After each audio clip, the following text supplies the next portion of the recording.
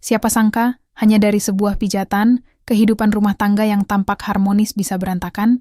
Kisah ini penuh dengan cinta terlarang, pengkhianatan, dan karma yang tak terhindarkan. Halo teman-teman, selamat datang di channel ini. Kali ini kita akan mengupas sebuah kisah nyata yang menguras emosi dan penuh pembelajaran hidup. Jangan lupa untuk like, komen, dan subscribe agar kalian tidak ketinggalan kisah-kisah menarik lainnya. Tuliskan doa terbaik kalian di kolom komentar. Semoga kita semua dijauhkan dari godaan yang bisa menghancurkan hidup dan keluarga kita. Dodi adalah pria mapan berusia 40 tahun yang memiliki kehidupan yang tampak sempurna di mata orang-orang sekitarnya. Ia adalah seorang manajer di sebuah perusahaan besar dihormati oleh rekan-rekannya dan memiliki keluarga kecil yang tampaknya harmonis.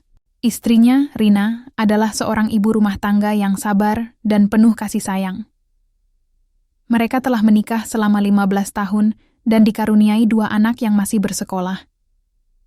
Rumah tangga mereka terlihat bahagia di mata orang lain, tetapi kenyataan yang sesungguhnya tidak selalu seindah yang tampak dari luar.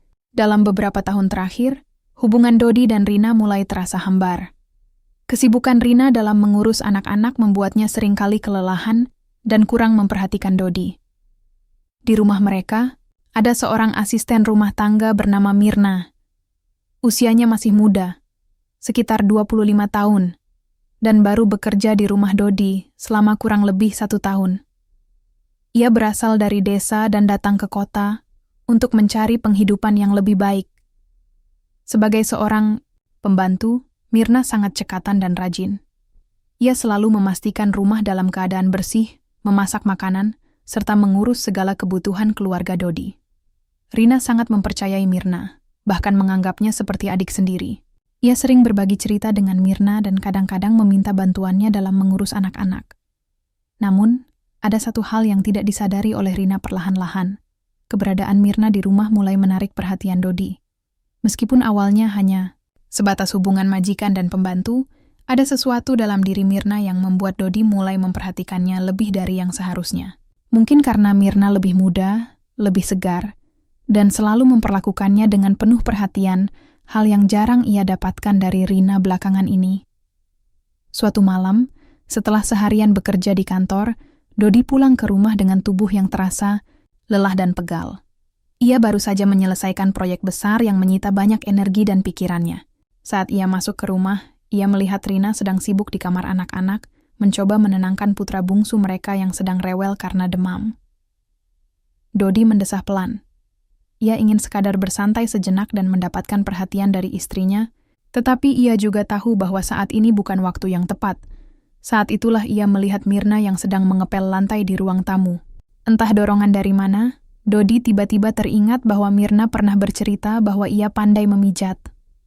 Sambil menghela napas, Dodi pun berkata, "Mirna, badan bapak pegal sekali. Kamu bisa pijat, kan?" Mirna, yang awalnya terkejut dengan permintaan itu, ragu sejenak. Namun, karena Dodi adalah majikannya, ia pun mengangguk dan segera mendekat. "Iya, Pak. Saya bisa. Mau saya pijat sekarang?" tanyanya dengan sopan. Dodi mengangguk dan duduk di sofa, membiarkan Mirna mulai memijat pundaknya. Awalnya, pijatan itu terasa biasa saja, hanya sekadar pelayanan seorang pembantu kepada majikannya. Namun, seiring berjalannya waktu, Dodi mulai merasakan sesuatu yang berbeda. Sentuhan Mirna terasa begitu lembut dan penuh perhatian. Jauh di dalam hatinya, ada dorongan aneh yang mulai tumbuh, sesuatu yang selama ini ia tekan jauh-jauh. Di sisi lain, Mirna juga mulai merasakan sesuatu yang tak biasa.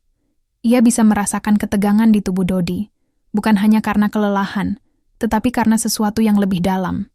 Ia berusaha tetap bersikap profesional, tetapi di lubuk hatinya, ia sadar bahwa ada sesuatu yang berubah dalam hubungan mereka sejak malam itu.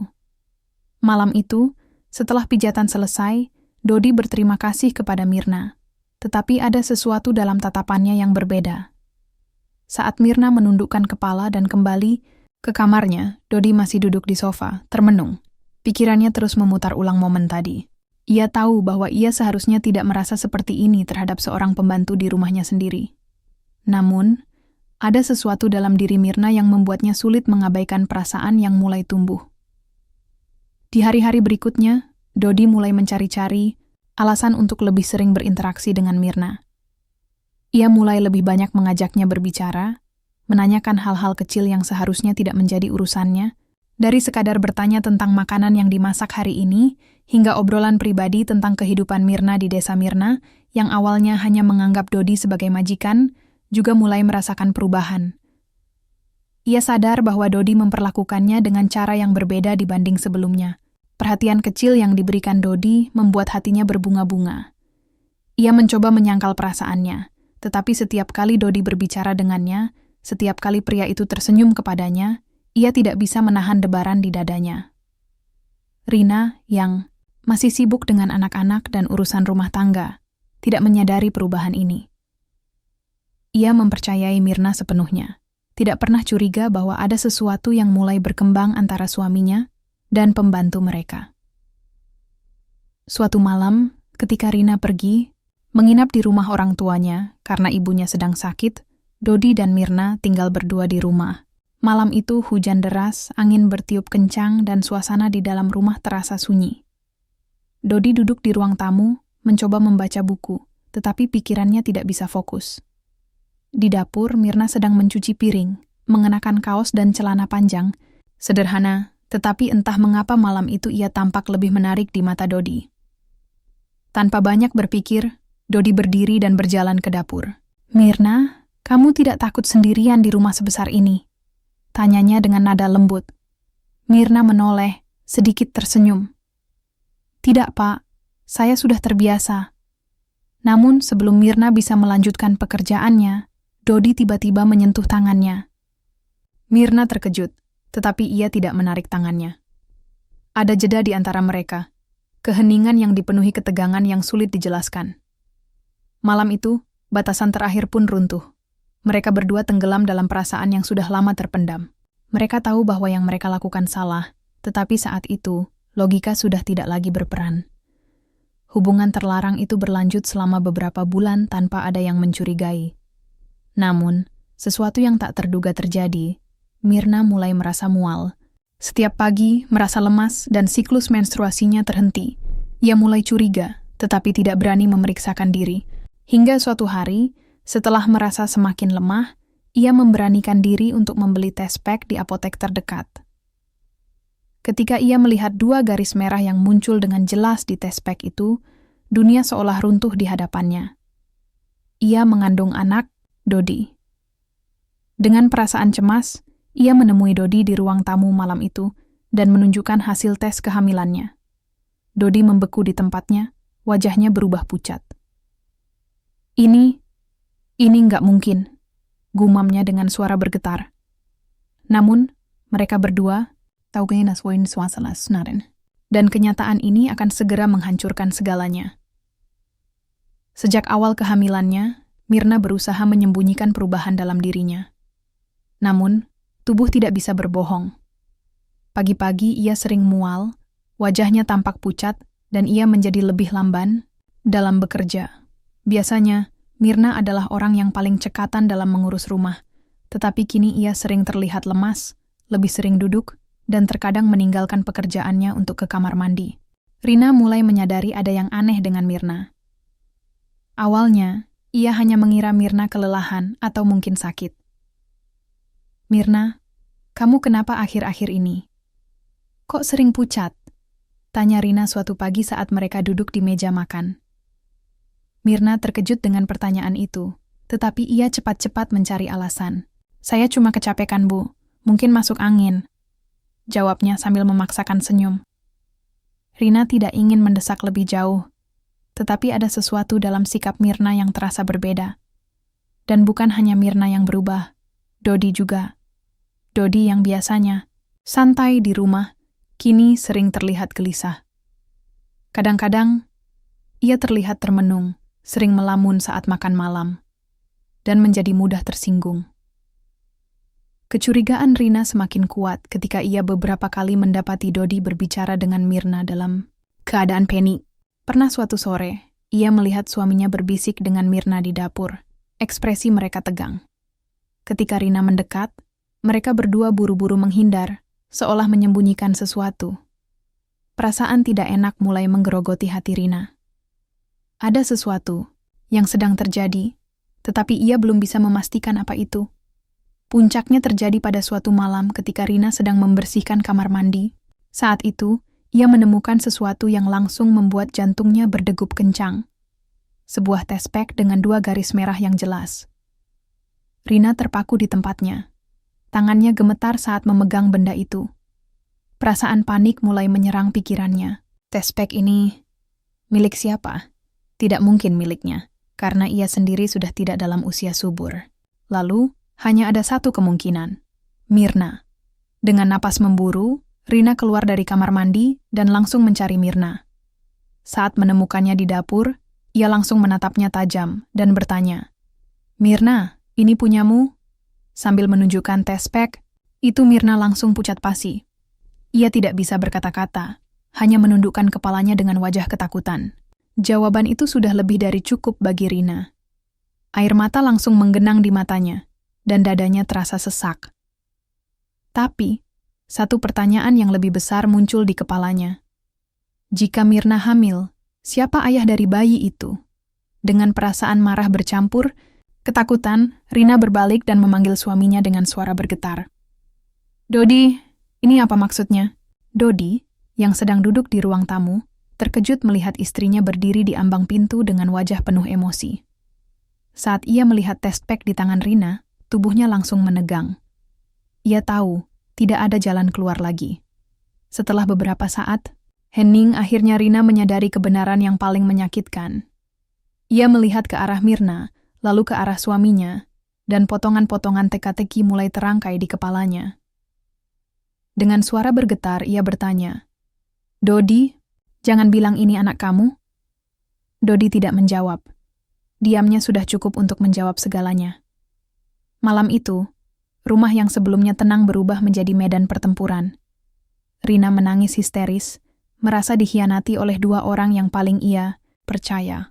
Mirna juga ikut menangis, tetapi ia tidak bisa membela dirinya sendiri. Ia tahu bahwa semua ini adalah kesalahannya juga. "Aku percaya sama kamu, Mirna.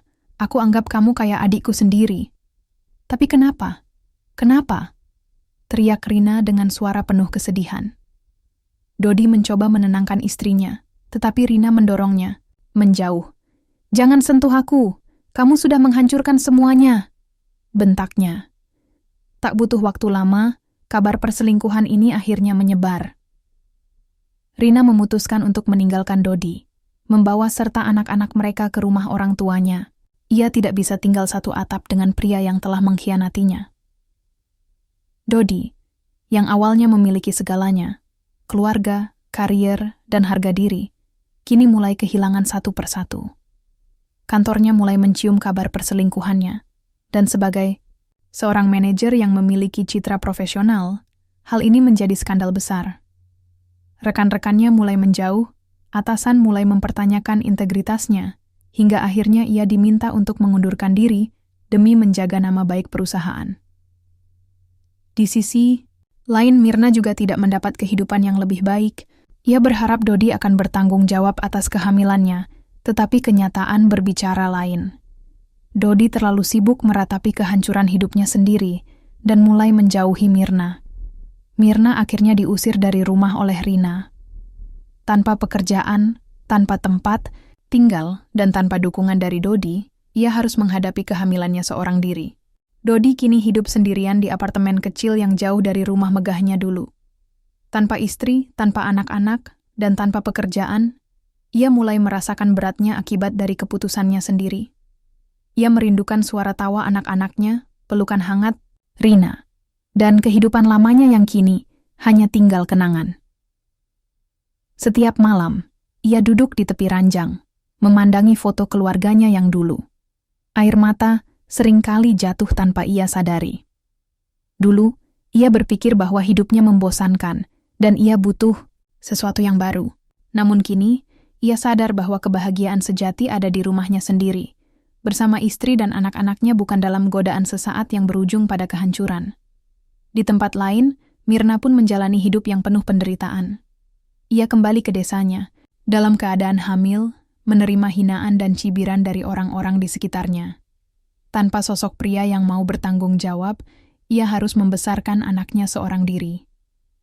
Kisah ini mengajarkan kepada kita bahwa kesetiaan adalah hal yang sangat berharga. Sekali kepercayaan dihancurkan, tidak ada jalan untuk kembali. Godaan memang selalu ada, tetapi pilihan tetap berada di tangan kita. Dodi memilih jalan yang salah, dan akibatnya ia kehilangan segalanya. Tidak ada yang lebih menyakitkan daripada dikhianati oleh orang yang kita percaya. Kesalahan yang terlihat kecil pada awalnya bisa berubah menjadi bencana besar yang menghancurkan kehidupan seseorang. Maka, bagi siapapun yang sudah berkeluarga, jagalah rumah tangga kalian. Jangan pernah mengorbankan keluarga hanya demi kesenang. Bagaimana menurut kalian kisah ini? Semoga kita bisa mengambil pelajaran dan lebih berhati-hati dalam menjaga hubungan. Tulis pendapat kalian di kolom komentar, dan jangan lupa untuk like and subscribe agar kalian tidak ketinggalan cerita-cerita menarik lainnya.